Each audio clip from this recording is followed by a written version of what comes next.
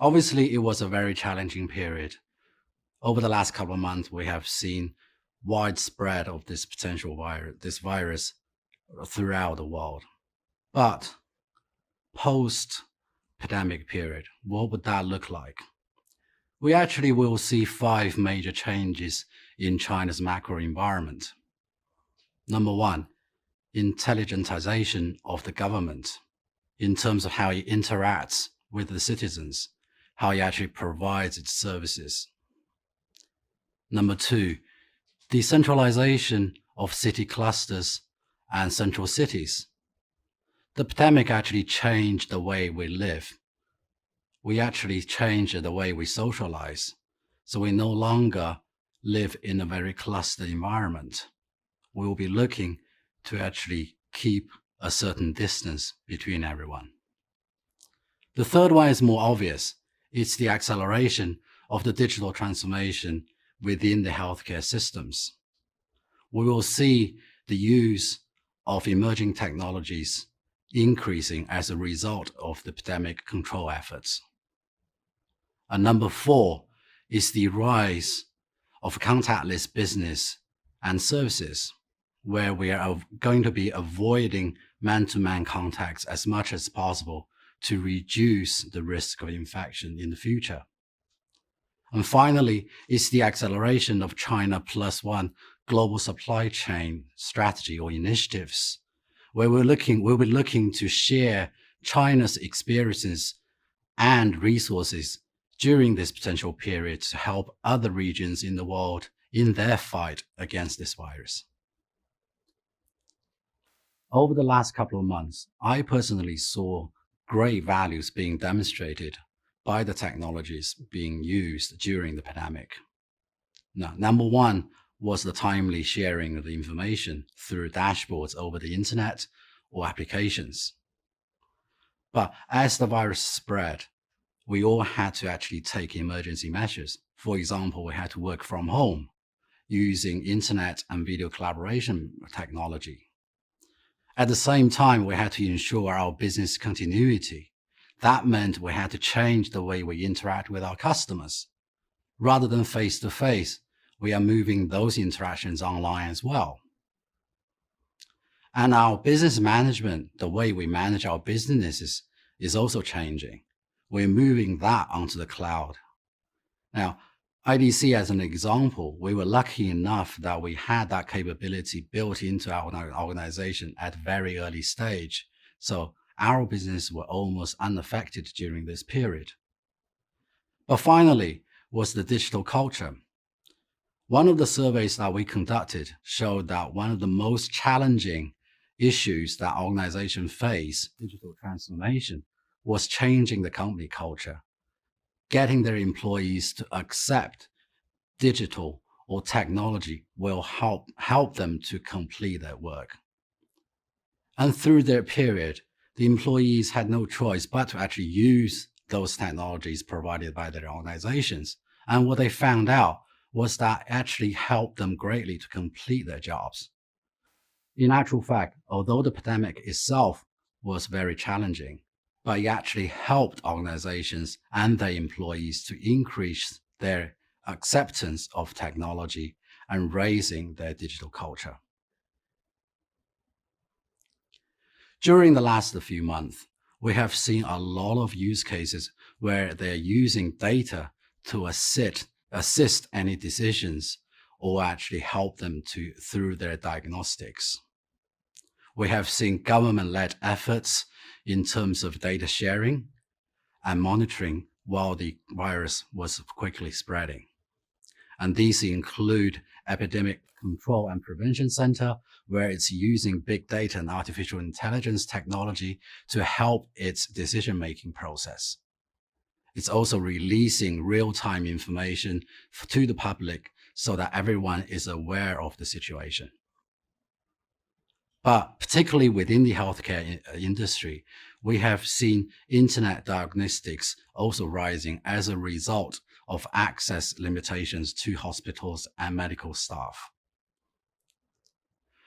Virus genetic analysis was also being used to actually try to find a cure speed up the control efforts being led by the hospital staff and medical resources. Drug development is another example where artificial intelligence technology is being used to actually making the whole process more efficient.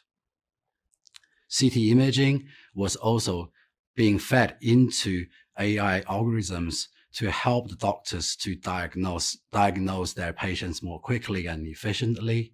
And finally, we have seen the use of robotics and drones delivering medical supplies to hospitals and patients to reduce further risks of infection.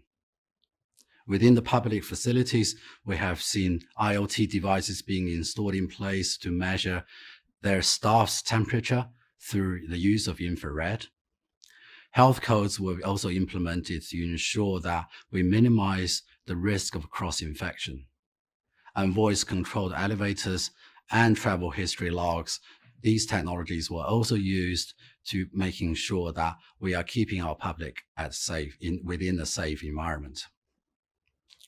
Actually, logistics played a very important role within the whole epidemic control period in terms of both delivering necessary life support and food and water to the citizens, as well as making sure that our hospitals have access to the necessary medical supplies during this crisis.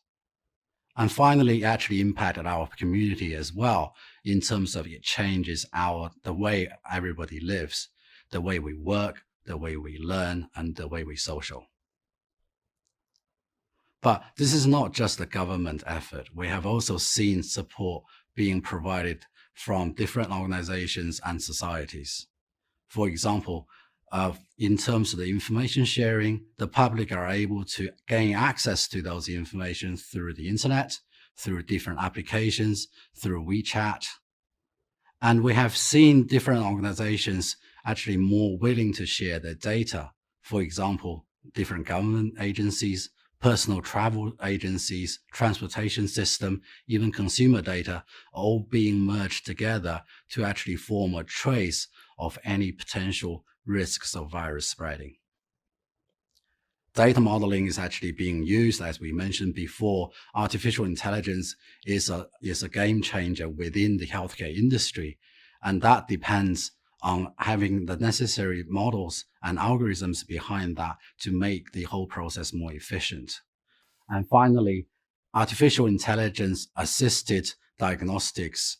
We have seen most of the high-tech companies and powerhouses in China opening up their artificial intelligence platform and computing power to provide the necessary technological support to our society in the fight against this particular virus. Next, we're going to look at some of the real cases during the pandemic control. First of all, within the government industry, whether it's a federal or regional government, we have seen quick rise of the use of technologies within different sectors of the government bodies in terms of how it's providing its services to the citizens through a common portal. We have mentioned the Health Codes initiative, and we have seen different city governments implementing similar initiatives for its city citizens. This means that we are able to tell a particular individual whether he or she carries a higher risk of infection to the. This means we're able to easily see whether a particular individual is carrying higher risks of infection to its public. But also, we have seen an integration of different government processes during this period. Through the government portal, we're able to gain access to all the services that we actually would require during our everyday life. Now, I, for example, live in Beijing, where I can actually access the Beijing government portal through WeChat. And within that, I am able to access, for example, traffic management system, health code system, my tax situation, all through one single interface. This actually made everyone's life a lot easier, but also making sure that everyone is able to access the necessary information with ease. And thirdly, emergency management platforms being set up by the regional government. This allows the provincial governments to be able to. This allows the provincial government being able to visually see the real-time situation as the virus spread. And it also allows them to utilize all the different resources within the provision region to provide the necessary support to the most needed areas. But one of the most obvious impacts is going to be the healthcare industry. During the crisis, we have seen over 80% of the hospitals in China upgrading their core HIS system, which is Hospital Information System. But at the same time, we have seen the introduction of emerging technologies such as artificial intelligence and 5G and cloud computing being more accepted at hospital level. To fight the virus and the crisis, we have seen new hospitals being built in a matter of days. But these hospitals are also using first-class technology skills and tool sets to allow them to making diagnostic decisions more quickly and efficiently. Now, on the other side of the diagram, you can see that first of all, there is President Xi of China using video collaboration platform to interact with the hospital staff within one of the newly built hospitals in Wuhan to actually, number one, gain an understanding of the real situation on the ground, but also to provide and offer his support to everybody who's actually in the middle of fighting this particular crisis. And also, we can see that in those hospitals, the medical staff are using video collaboration technology to work with the experts from other cities to jointly provide their diagnostic opinion to particularly difficult cases when treating a patient in Wuhan. And finally, artificial intelligence is now being widely recognized within the drug development and research industry in order to speed up any development of new drugs. Thirdly, I mentioned earlier that this epidemic actually has changed the way everybody lives, socialize, learn, and work. And technology actually is helping people to return to their normal life. Now, once the epidemic is under control, we actually want everybody to return to their normal life as quickly as possible. But at the same time, we want to ensure that they are able to work in the safest environment. So we have seen the installation of voice-controlled elevators. And this is just one little device that's being installed in the elevator to reduce any person actually connecting or contacting the keypads, therefore lowering the risk of cross-infection. But within every single building in China, we have seen the implementation of infrared temperature sensors as the first line of defense. As I walked into my building this morning, I actually had to go through several rounds of checks to ensure that my body temperature is in the normal range. Within some of the high-tech business parks, service robots are being deployed to actually deliver the essential items that our staff will need to resume their daily work. Again, this is to avoid further man-to-man contacts, therefore lowering further risks of infection. And finally, before we actually allow our workforce to return to their normal life, we wanted to make sure that they can actually work in the safest environment possible. In certain regions of China, we have seen manless drones being deployed to making sure that that particular area is being sanitized. All of these technologies are actually helping everybody to actually return to their work in the quickest manner possible, but also in the safest manner possible. But during the fight for the virus, we actually have seen an important role being played by logistics. At the beginning of the crisis, we actually saw what we call the Wuhan swingman, acting as the bridge between the citizens living in Wuhan and the food and water supplies they need whilst they're being placed under quarantine. This also made sure that our hospitals and medical staffs are receiving the necessary medical supplies to actually treat any patients they may receive. Further down the line, we saw the use of robotics and drones being deployed in hospitals to deliver food and medicine to their patients. This is again to avoid cross-infection to our medical staff, who are actually key in this whole fight against the virus. And outside of Wuhan, we actually saw a surge in e-commerce activities. And one of the platforms actually reported a 3 times rise in its daily business. And I, for one, whilst I was living in Beijing, I actually used e-commerce platforms every day to ensure that I have the adequate food and water supply for my family. And I typically will receive the items that I order on these platforms on the same day. Now, again, if you imagine that without the necessary logistics infrastructure in place, that would never be possible. And if you are unable to receive any items that you actually require within a short period of time, then that actually will negate any necessary measures the government actually is putting in place in order to control the virus spread. So during this pandemic, we have seen rise in requirements in the transportation industry overall in terms of the use of intelligent IoT devices. Now, these include infrared temperature sensors, facial recognition cameras, service robots and drones throughout the entire industry. But in the long term, what we are also seeing is the Chinese government releasing necessary policies to drive the further digital transformation of the transportation industry as a whole. And this is called the China New Infrastructure Initiative. And I'll talk about that later in my slides. And what that will result in is the further increase in the use of intelligent IoT devices. Now, we talked about facial recognition, drones and robots, and these will be further deployed in different stations and traffic hubs in order to manage our accidents and also our overall transportation system.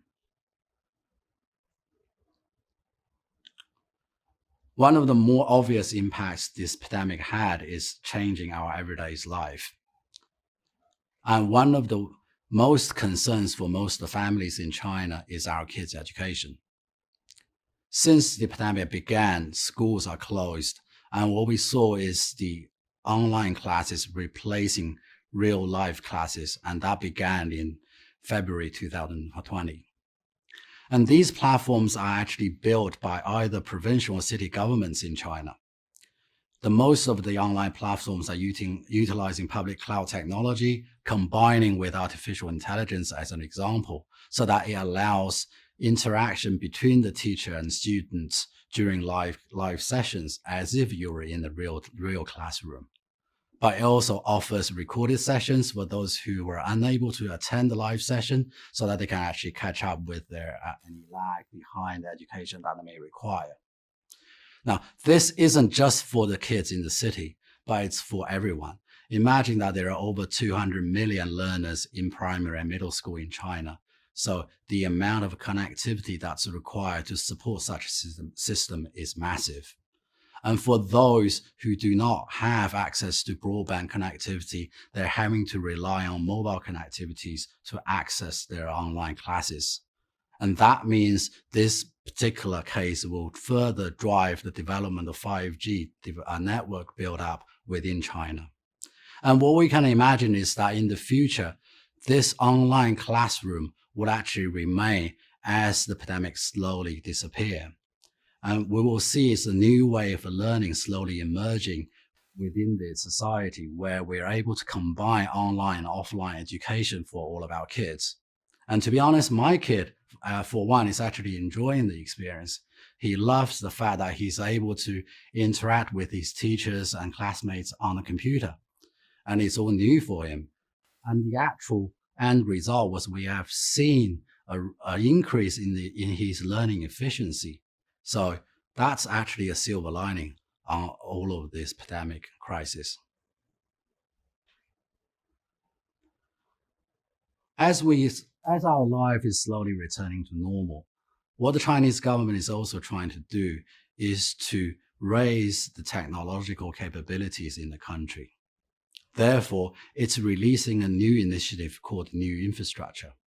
What that means is that it actually creates the necessary infrastructure base to support the development of next generation technologies, such as 5G, industrial internet, artificial intelligence.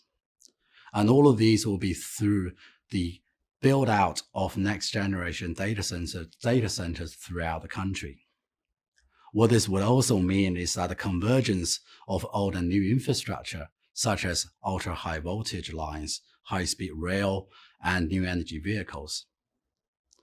As we slowly see these new technologies merging into different industries, it would allow China to actually further raise its capabilities across all different sectors. By introducing technologies such as artificial intelligence into the new medicine research and development process, we potentially could see 20 times faster in terms of the introduction of any new medicine to the market. And that's going to bring huge benefit to the society and its ability to cope with any future potential crisis such as the one that we're facing.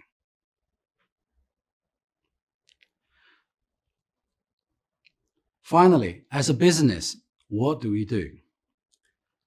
From China, what we learned is that during any crisis, we need to have the ability for business continuity.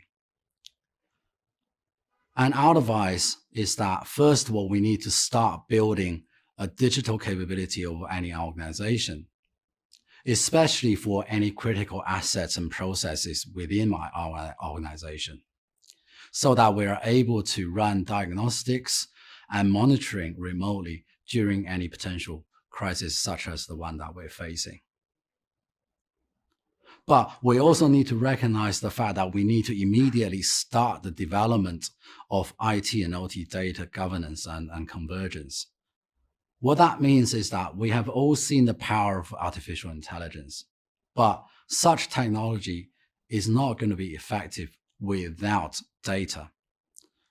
And any organization that holds enough data will be able to feed into any algorithms that artificial intelligence technology will depend on to actually make meaningful decisions. So any organization that's facing such crisis will need to get itself into a position where it's ready to provide the algorithm with the data that it needs. And finally, we need to implement a decision-making support structure. We'll use the technology such as AI to give our business decision makers enough guidance for critical decisions. Now, we all know that humans are prone to errors, but AI is not human. It's not prone to errors. It's going to make decisions based on the data that we feed it. So it's actually able to allow us to make a judgment or a better judgment during any crisis. Now, I hope that my sharing has been useful for any country that's already facing such crisis like the one that China just faced. Now, what I would like to emphasize is that by utilizing technologies that's available to us, we're able to come through these crises more efficiently. And finally, I wish everyone stay safe and healthy. Thank you.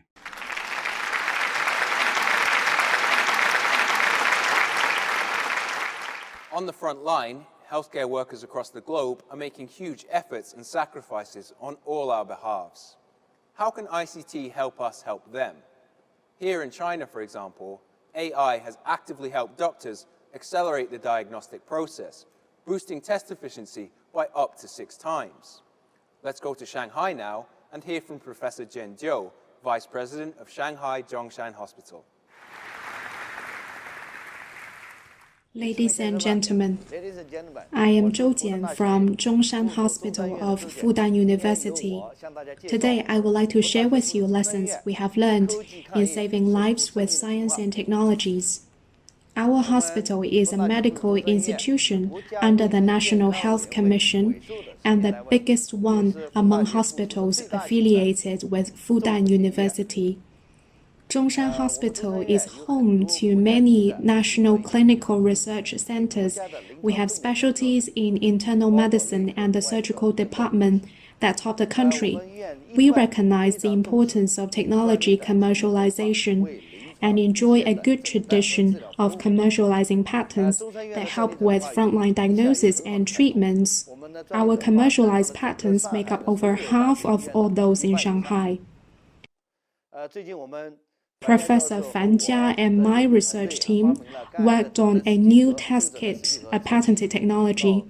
It has been put into clinical use already. In addition to that, fellow Ge Junbo's team invented the world's first stent that can reduce the probability of clotting by over 50%, according to a number of research findings. Zhongshan Hospital has been collaborating with businesses. On April the 22nd last year, the world's first innovative PET-CT system was introduced to our hospital. In the fight against COVID-19, we have made an all-out effort with technologies. On January the 23rd, we sent a team led by Professor Zhou Ming, the Deputy Chief of ICU. He was the first doctor from Shanghai to help Wuhan. After that, we sent 4 more teams composed of health workers from respiratory and ICU. On February the 7th, Deputy President Zhu led a team of 136 people to Wuhan, joining the front line. In addition, we have 17 experts at the Shanghai Center for Public Health, which is the South Campus of Zhongshan Hospital, designated to treat coronavirus patients. Our chiefs of infectious diseases and respiratory and ECMO experts are all there, provide expert opinions for the front line. We also send out experts to help local hospitals across Shanghai. Fellow Ge's team have invented an antibody test kit for coronavirus. The IgM and IgG test kits have over 95% of accuracy. We provided them to many countries for fast testing. It produces test results between 20 seconds and 10 minutes. Based on our prevention, controls, and clinical diagnosis and treatments, Zhongshan Hospitals invented a buttoned mask that helps reduce fertility from respiratory failure from 25% to 9%. The mask is widely recognized. It has played an important role in combating COVID-19. Deputy Respiratory Chief Professor Jiang invented a nose mask for medical use. Health workers may get infected when they eat in the dining area on a ward. Such a nose mask can prevent that from happening. We filed a utility patent to the National IP Office. The nose mask has been put into use in Wuhan. Let's watch a video. 在湖北省人民医院东院区重症病房，刚刚下班的医护人员正在吃饭，他们脸上都戴着一款被称为鼻罩的防护装备。通过这个鼻罩把鼻部遮挡起来，然后通过鼻罩进行呼吸。那么这样子的话，在饮食的过程当中也进一步降低了可能感染的风险。这个新发明是复旦大学附属中山医院第一批援鄂医生、呼吸科副主任蒋进军提出的。很快，这款为医护人员就餐提供呼吸道感染防护的鼻罩诞生了。它是参照了外科口罩的一个设计，外面是防水层，里面有过滤层，还有一个吸水层，包括后续的复工以后，工厂、学校等。People can wear the nose mask to protect themselves in factories, schools, and airports. You name it. The frontline health workers in Wuhan invented a new mask that can filter the expired gas. It reduces the risks of health workers being infected and the risks of patients infecting each other. Our Deputy Chief of Infectious Disease Control, Mr. Gao, invented a device for sterilized tissues. It is a cost-effective way to ensure that the tissues are bacteria-free. We have stepped up research efforts in the coronavirus. Professors in the respiratory and infectious diseases are able to boost their research with funds from Shanghai government and the national government. Fudan University has set up a fund to prop up coronavirus research. At Zhongshan Hospital, we also have a dedicated fund for coronavirus research projects, including respiratory and nursing research. In fighting coronavirus, we initiated a model to fast commercialize generic patents. The goal is to commercialize technologies as fast as possible so that they can be used for treating patients. We license a patent to multiple companies. Each of them have the same right to use the patent. In that way, we put commercialization on a fast track. For example, these two companies have license to produce the nose mask. They can produce the products for clinical use as fast as possible. We have tapped the online hospital information platform, Shanghai Consulting Platform for Fever Patients, and the hospital WeChat account to address public questions.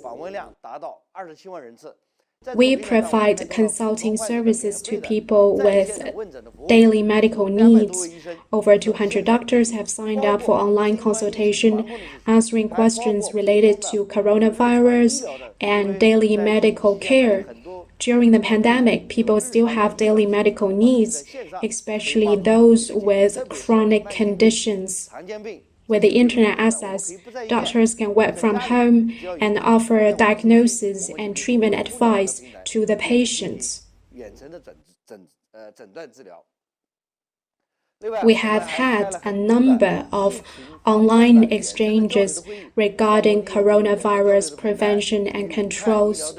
With a video conferencing platform, we discussed complicated cases with Wuhan, Xinjiang, and hospitals outside China, like those in Indonesia. By working with Huawei, we have implemented a platform for global communication on coronavirus. We have had remote discussions with counterparts in other countries. We have an upcoming COVID-19 webinar on April the 8th, hosted by Zhongshan Hospital of Fudan University. We will share our experience globally via Live Connect. We use a video conferencing system to provide training for the Chinese medical team sent to Morocco, to Chinese embassy in Sweden, and to exchange experience with medical experts in Pakistan.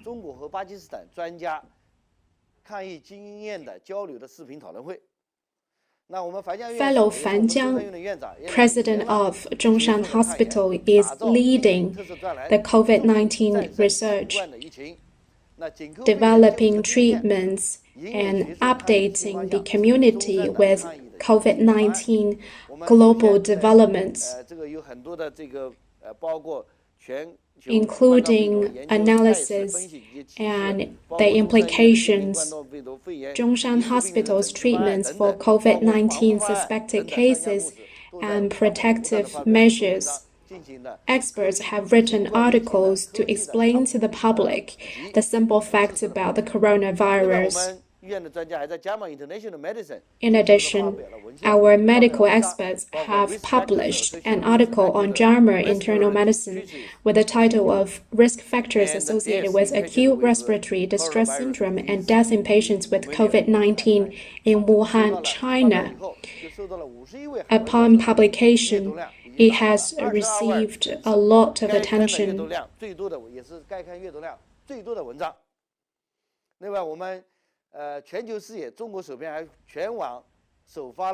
Furthermore, our research on coronavirus has also been published in domestic, medical, and clinical journals.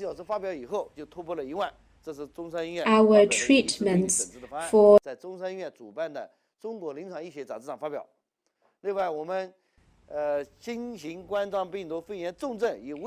team we sent to Hubei province developed nursing solutions to severe and critical COVID-19 cases based on their online experience and expertise.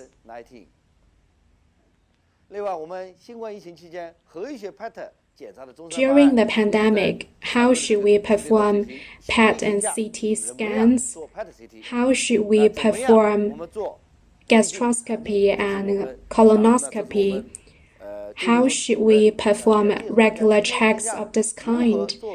As hospitals are not just coping with the coronavirus, but also dealing with patients with regular conditions. So what precautions should a hospital put into place? Based on our experience, our experts have put together some basic guidelines. This is our medical team to Wuhan. They are embarking on a journey home in early April. No single one of them have been infected. We managed to have a very high cure rate for critical cases. This is a picture that has touched hundreds of millions of people. It's one of our doctors taking an 87-year-old patient to do a CT. It is the first time that the patient's out of the hospital building over the past months. He saw the beautiful sunrise and sunset and asked for a picture. He will soon be discharged. Before that, he played the classical meditation on the violin to thank the house workers.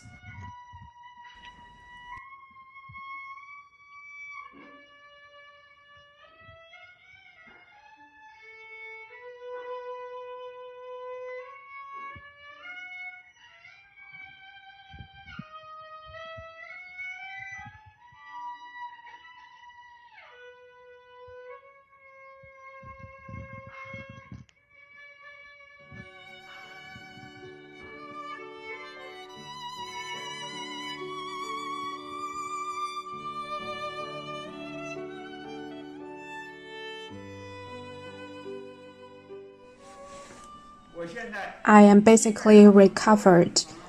I could hardly remember things when I had the disease, but now I'm recovered, thanks to the doctors and the nurses from Shanghai. Doctors like Dr. Liu took very good care of me.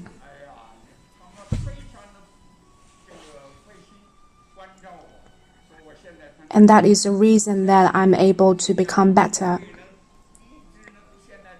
I am not a very good violin player, but now at least I can play it. The disease was very severe, but now I have been recovered. I can talk and I can walk around just fine. I can also think straight, all thanks to the doctors and nurses from Shanghai. Thank you for taking good care of me. I owe them big thanks.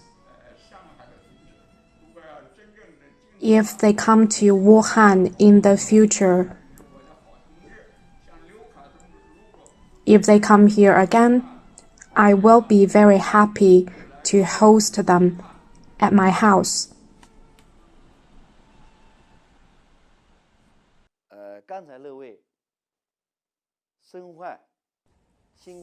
Having successfully cured an elderly patient gives us hope. The coronavirus does not distinguish between races or borders. It's a common challenge for humankind and a fight that the international community must work together in order to win. Thank you. All of us have watched as the pandemic has spread rapidly across the world. Our close connections and advanced transport networks have clearly played a role. So how can we secure them? Let's go to Lin Qing-Kang, the Director of Digitalization Center Operations at Shenzhen Airport.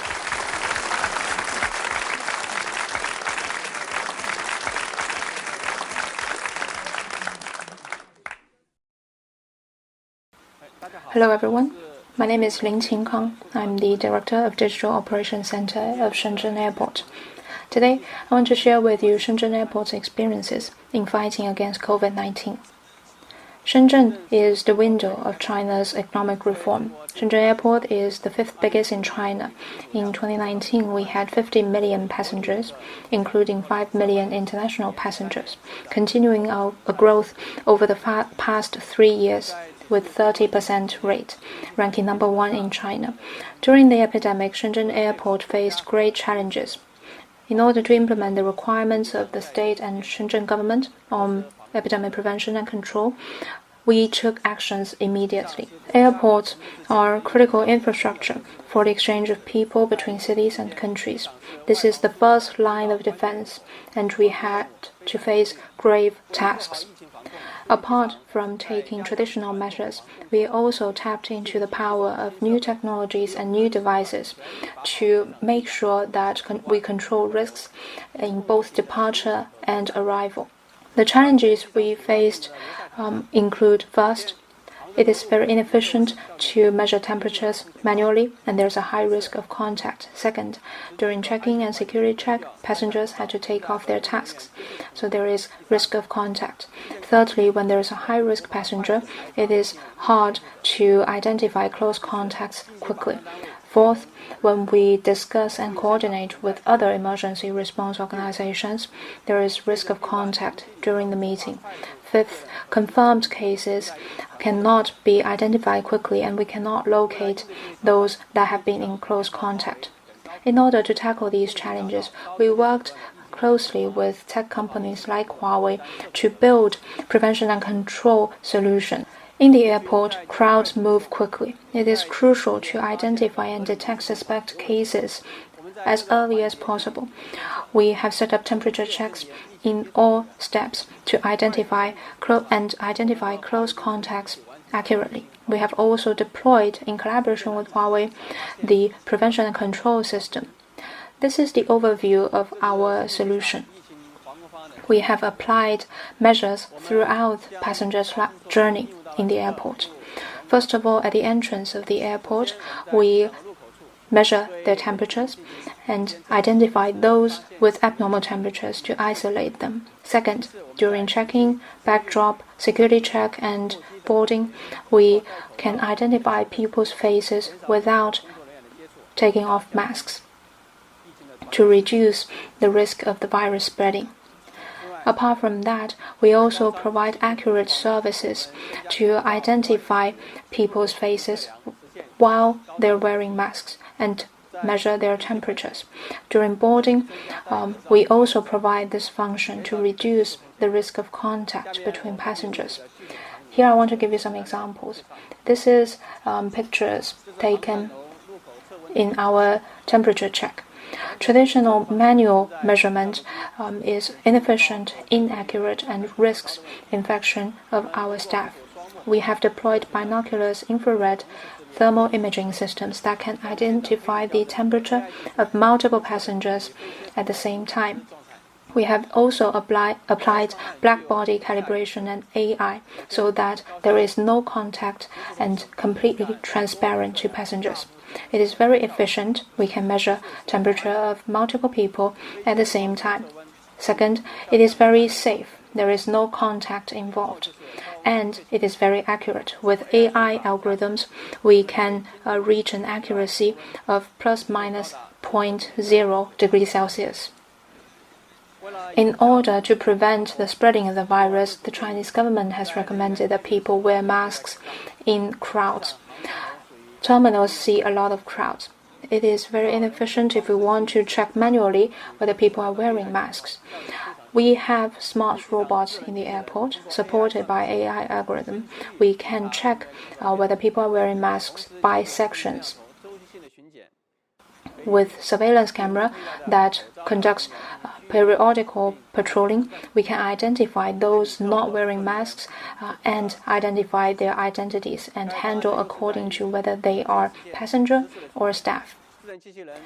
This means that we can identify in real time whether someone is not wearing mask, and it is very flexible.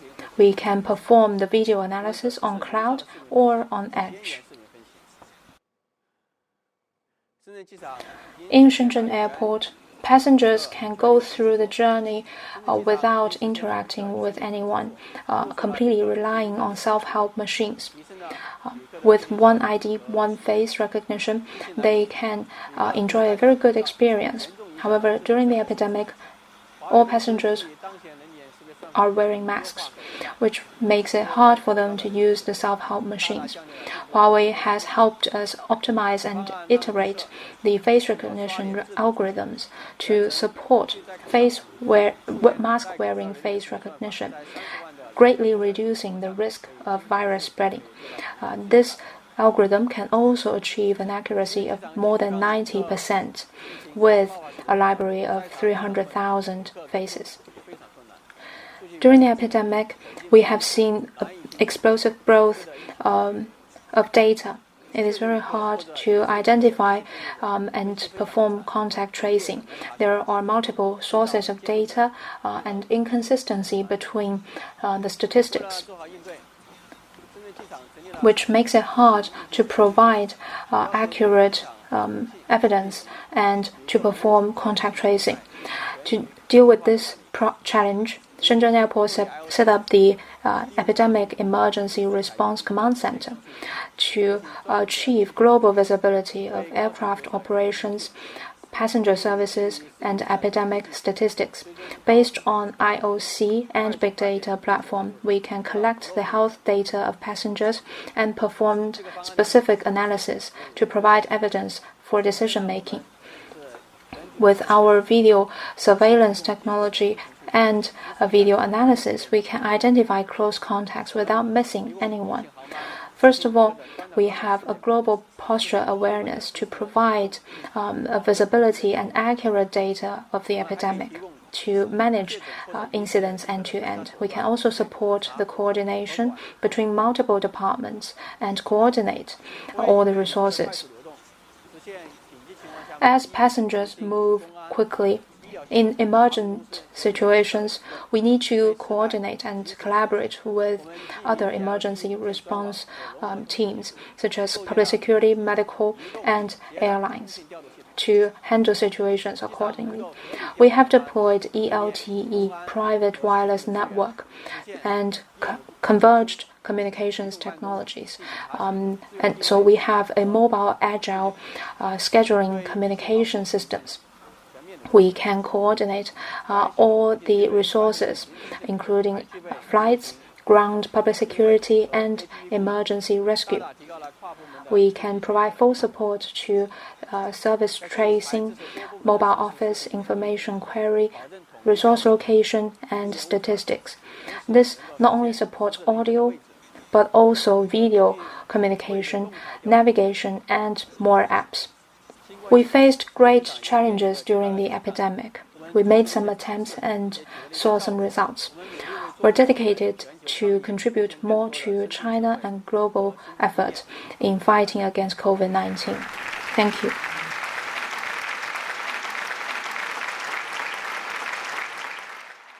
With schools and universities shuttered across the world, distance learning is no longer an option, but a necessity. Our students must be given the chance to learn. Let's hear from a company involved in making that happen in China, and go to Liu Yan of Yalkweb Information System.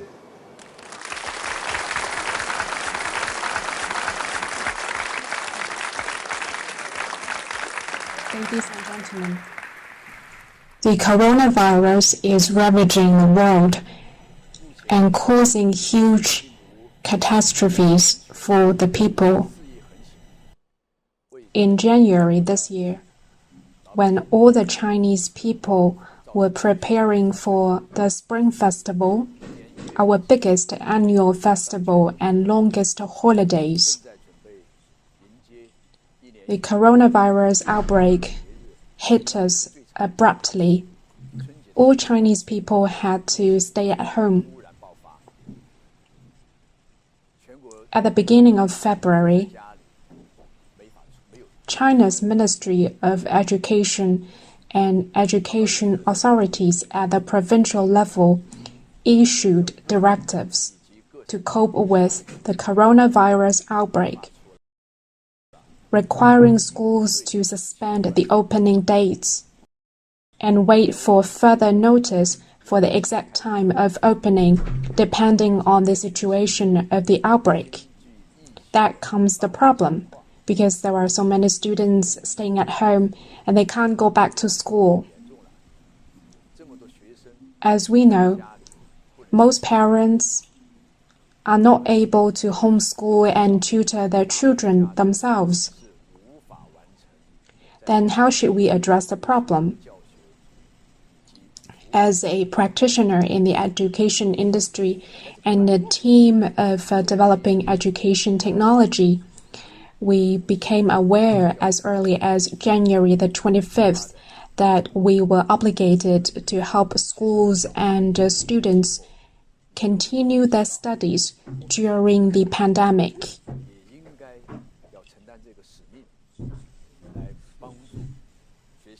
We also recognized that there are important opportunities for the industry.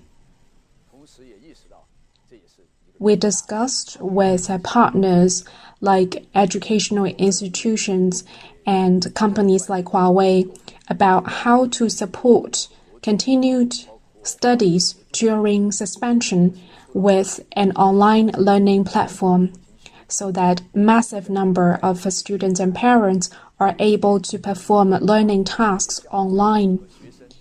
They can physically stay at home while completing learning tasks that normally take place in schools. This is the kind of platform we launched. Thanks to a close cooperation with local education authorities and institutions, the platform's been able to integrate learning resources of the best quality. In February alone, our online platform saw 200 million visitors. The online approach proved effective in helping large number of students, parents, and schools to complete their learning tasks. We have been exploring online learning all along. We hope that we can provide quality online learning services and platforms, as well as a variety of teaching resources for China and the world at large.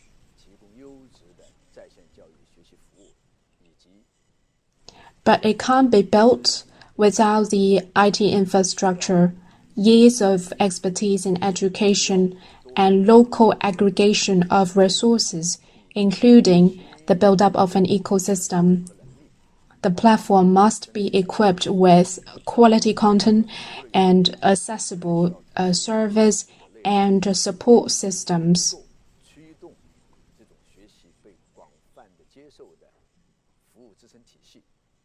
We started live streaming services early on. With course recording and live streaming, we were able to pull together excellent teachers from schools and other education institutions. The courses were delivered to the students via the online platform. There were other kinds of services, such as a course given by renowned teachers, teachers answering questions online, and tutoring services. that address the questions students still have after class and help them absorb the knowledge. Students and parents feel less burdened to sign up for extra tutorial sessions. During the outbreak, our live streaming and recording services made it possible for teachers to teach from home.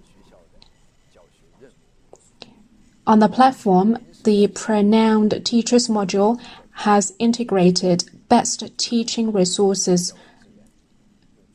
We have renowned teachers from other districts partnering with local teachers, helping the lagging districts with general education and enriching the curricula so that students can have all-round and more balanced development. More importantly, teacher course preparation and lesson plan design must be of high quality. You won't have excellent online teaching unless the lesson plan design is excellent. Online lesson plan design can help improve a teacher's ability as well. On our platform, we support lesson plan discussions, designs, reviews, collaborative preparation, and summary. All of these activities can contribute to teaching quality. With good content and teachers,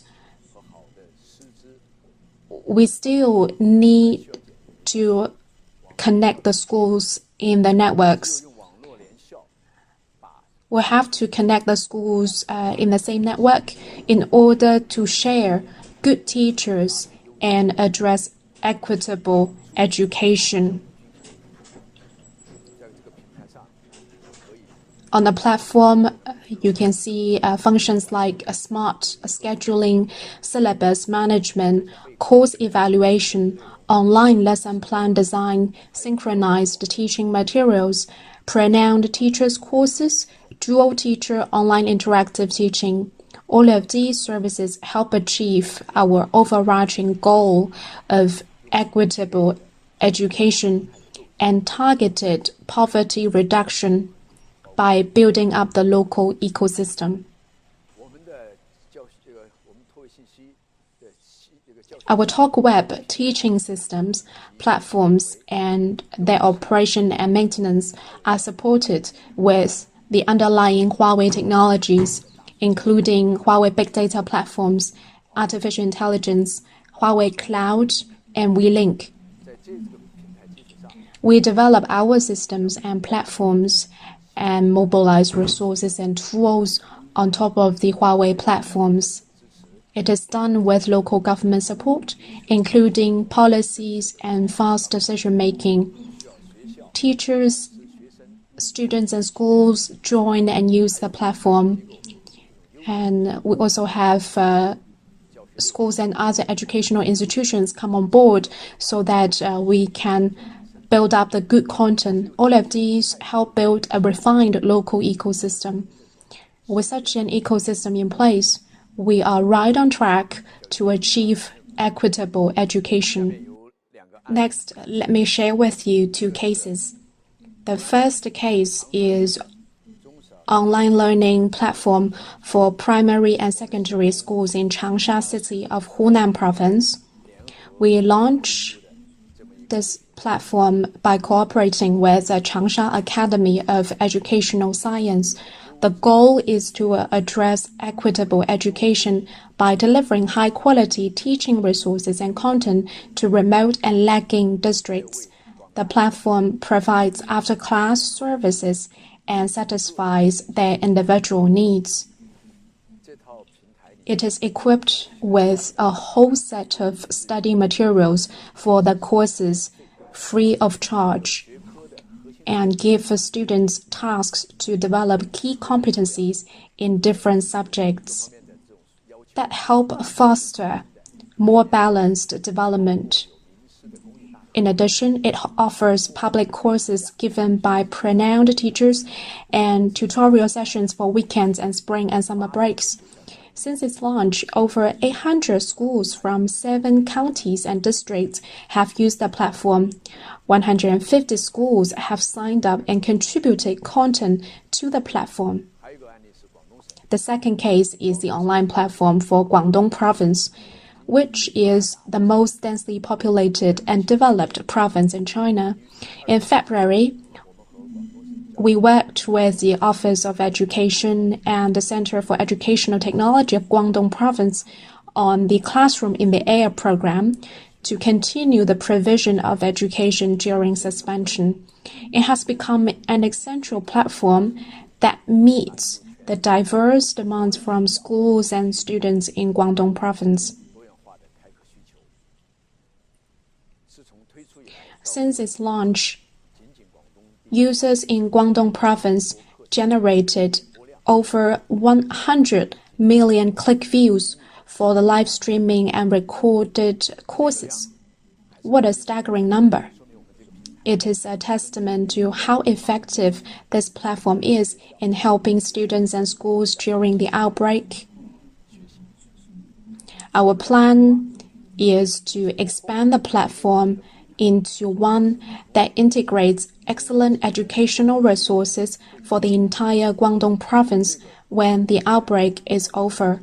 It will contribute to effective and equitable education and targeted poverty reduction while meeting individual learning needs. We envision great prospects for online education in the future. As the pandemic will last for a while, medical experts think that it will stay for at least 1 more month. There will be real and great demand for online education. During the outbreak, students and teachers extensively use and experience the online learning platform and come to appreciate its features and strengths. I believe when the outbreak is over, the online learning model and its features and strengths will be widely recognized. Because of the pandemic, almost all parents and students had to stay at home and learn via the online platform. This kind of environment conducive to adoption is simply not possible even if the whole industry, including the educational IT sector, works hard for 10 years.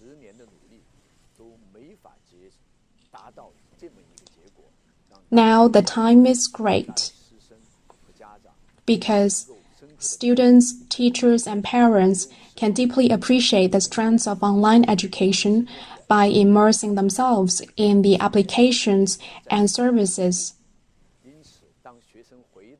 When they return to traditional classroom environment, they may no longer get used to it. That is the time when we will have hybrid online-offline teaching. We will be able to leverage existing technologies and quality content to deliver superior online education for large numbers of students and schools. We hope that quality teaching materials and online platform can help each child receive a good education regardless of where they are in the future, particularly one that suits his or her needs. Our mission is to help every child be a better person. Thank you.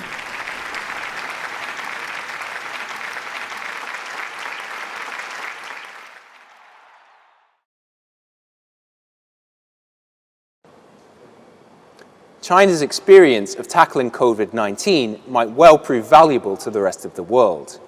As Chinese offices and factories slowly and carefully begin to open, what measures have been put into place to safeguard against further outbreaks.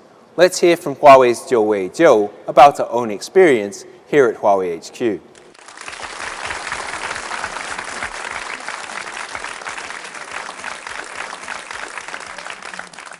Hello, everyone. I'm Zhu from the Huawei Smart Campus Business Department.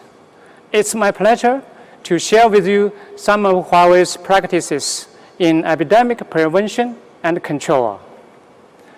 The epidemic is a great test for the government, enterprises, and individuals. The Chinese government has taken effective measures to curb the spread of the virus. Huawei responded to the government's requirements on epidemic prevention and control and attached great importance to this from our directors to ordinary employees. We took decisive measures to ensure employees' health and safety and resume work and production gradually. I would like to share with you some figures. Huawei has 11 campuses in China with more than 100,000 employees. On February 3rd, right after the Spring Festival, the epidemic outbreak was still serious. Some of our key positions were back to normal, and the comprehensive work resumption rate reached 50%. On February 10th, many departments resumed work on site with a comprehensive resumption rate of 80%. On February 17th, almost all employees returned to work. It can be seen that our epidemic prevention and control measures have effectively reduced risks and created a safe campus for our employees. How did Huawei achieve this? This is the framework of our campus epidemic prevention and control solution we call 126. We have one objective: to keep risks outside and control risks inside. The two key elements are setting up a strong emergency response organization and formulating policies and rules, which is really important. 6 means 6 measures that are developed according to the overall objective, including epidemic monitoring, employee care, teleworking, environmental management, material support, and information association. Let me introduce the framework in detail. What does keep risk outside and control risks inside mean? Simply put, keep risk outside means that we identify people at risk and keep them away from the campus. This type of people may have been to affected areas, closely contacted with people from affected areas, or suffered associated symptoms recently. They need strict management and cannot enter the campus. Control risks inside means that we take strict control measures in high-risk places, such as elevators, offices, cafeterias, company buses, or other enclosed spaces to curb the spread of the virus. Next is the organization support, one of the two key elements we just mentioned. Huawei immediately set up an emergency response team for epidemic prevention and control to fulfill its responsibilities and strengthen leadership and management. The headquarters emergency response team consists of the leadership team and work teams. For the leadership team, the president of the Logistics Service Department acts as the leader, and the president of the Human Resource Department is the deputy one. In addition, the Logistics Service System and Human Resource System establish multiple work teams, such as the material team and external communication team. These work teams have clear division of labor and collaborate with each other. We also set up local emergency response teams at our branches to implement our general requirements and take charge of local epidemic prevention and control. The leader of each branch is the primary owner and general director of epidemic prevention and control. During epidemic outbreak, employees need detailed guidance and sufficient public information. This is critical. Therefore, the Corporate Emergency Response Team for Epidemic Prevention and Control released a series of policies and rules since the outbreak, including the general requirements, specific implementation plans, action requirements, and important information disclosure. These contents are published on the bulletin board, and every employee can review these documents. With these clear guidelines, everyone can calm down and know what to do without causing chaos. As for policies and rules, we also specified daily operation principles for work teams, covering information connection, daily meeting mechanism, and external communication. We strictly follow these rules. Next, I will share some specific examples to illustrate our 6 mergers. First is health checking. Huawei has developed a health checking mini program which is available on mobile phones. Employees report their health status every day.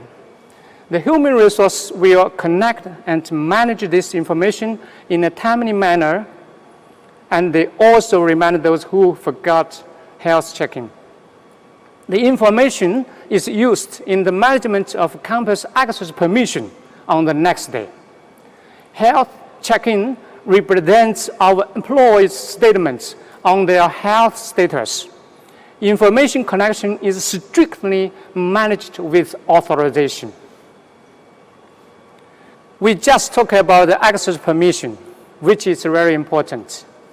For our in-house and on-site outsourced employees, we check their information through the mini program in advance. If they have no health risks, they will obtain access permissions and enter by swiping their employee cards. External personnel, such as security guards and cafeteria staff, who interact with people frequently, need special management. We check their information one by one and grant passes to those who meet the standards. We have taken many measures to manage our campuses. For example, when people enter the campus, designated staff will verify their permissions. A safe distance must be kept between one another. People's temperatures are taken, and they are required to wear masks to enhance personal protection. It is important for everyone to master the knowledge about epidemic prevention and control. This epidemic is a reality that we all have to face. We hope that every employee can understand what has happened and what they should and should not do. Therefore, we have connected a whole set of knowledge about epidemic prevention and control to send to employees. They can learn about online and take some tests. Sorry about the Chinese characters in the picture. During such special time, employees also need care and assistance. Some of us might experience anxiety or stress. To relieve your pressure, we have taken a series of measures to provide care of employees, including online coaching and psychological consultants. There are also some courses for managers to help them better communication with employees or help employees in need. Sorry again about the Chinese characters in the picture. During the epidemic, office work is indeed a problem, especially for companies with nearly 200,000 employees like Huawei. We used to sit in the same office and talk with each other freely. However, during the epidemic, everything in the office must be strictly managed to avoid close interpersonal contact and to prevent the virus from spreading around. Huawei has developed WeLink, a very useful platform where we can organize a video conference at any time, remotely coordinate work, and share documents. This ensures our business continuity, and we can all benefit from it. In terms of building space, we have strengthened prevention measures such as disinfection. Office areas are disinfected every day. Objects or surfaces, such as elevator buttons, that are frequently touched are disinfected every hour. In addition, windows are opened for better ventilation to improve the air circulation between the office and the outside. Now you must be thinking, what about dining? Without doubt, it is quite a major issue. There are usually large groups of people in the canteen, which makes it a high-risk place for cross-infection. Therefore, it must be under strict management. We follow the principle of minimum contact and minimum cross-connection to block the possibility of virus spreading. At the beginning, employees were not allowed to dine inside the canteen. Our human resource personnel helped with the meal ordering service. Meals were booked in advance, and they were packed and delivered to the office areas for employees to pick up. Later on, as the epidemic became under control in China, we evaluated the risks and restarted the dine-in services in order. However, people were still required to sit in different sections and away from each other at a proper distance. At the same time, we increased the disinfection frequency in the canteens. Commute is also a problem that we cannot run away from. During the epidemic, we encourage employees to drive, walk, or take a bus to work in order to minimize commutes on public transportation and reduce the risk of getting infected. When it comes to the company buses, we disinfect them sufficiently and do not allow people at risk to get on. All passengers are required wear masks and have their temperatures taken. We also suggest that people sit in alternate rows and keep a proper distance between one another. During epidemic, the interaction between an enterprise and the governments and professional institution is critical. We adhere to the principle of government-enterprise cooperation, information exchange, and joint prevention and control. In the epidemic prevention and control emergency work team, there is a dedicated external communication team, which is responsible for external contact and communication. We have received many policy and regulation requirements and professional epidemic prevention guidance from the government and professional institutions. Meanwhile, we also report the progress, problems, and difficulties of our epidemic prevention work to professional organizations in a timely manner to seek their help. Currently, the epidemic in China has been brought under control. However, it is still spreading in foreign countries, and the current situation is highly concerning. We are fully aware of this. Huawei has more than 50,000 employees outside China, and we genuinely care about their well-being. Therefore, we have been in closer contact with our offices around the world. And the epidemic prevention work team at headquarters has been maintaining close communication with the epidemic prevention work teams in each country and region.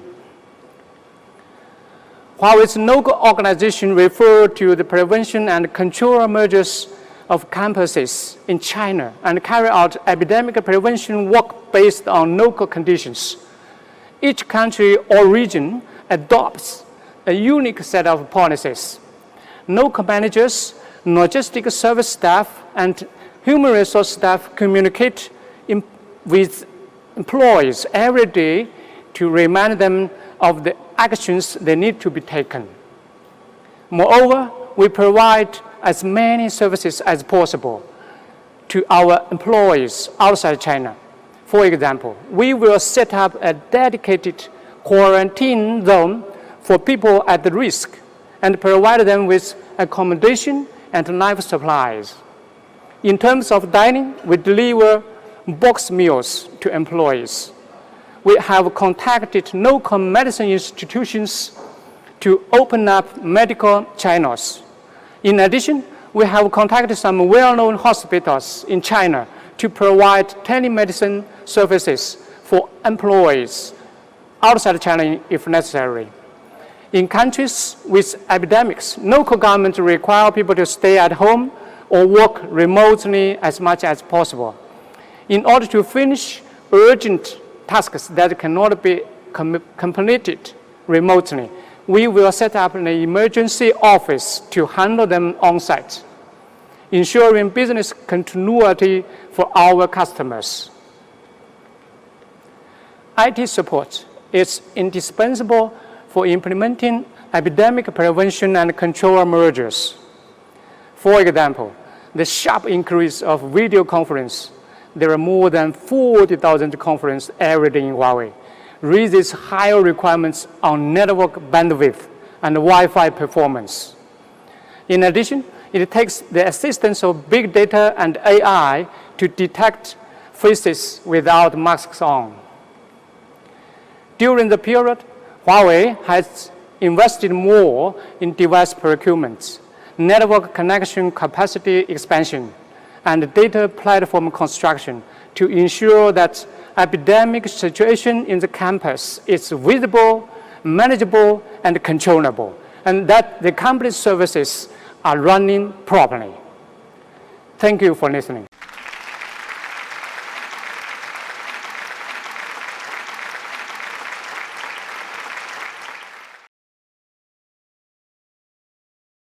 Thanks for joining us for the morning sessions. Plenty of food for thought. Join us again this afternoon at 2 p.m. Central European Time when we'll explore the experiences of the healthcare industry in more depth.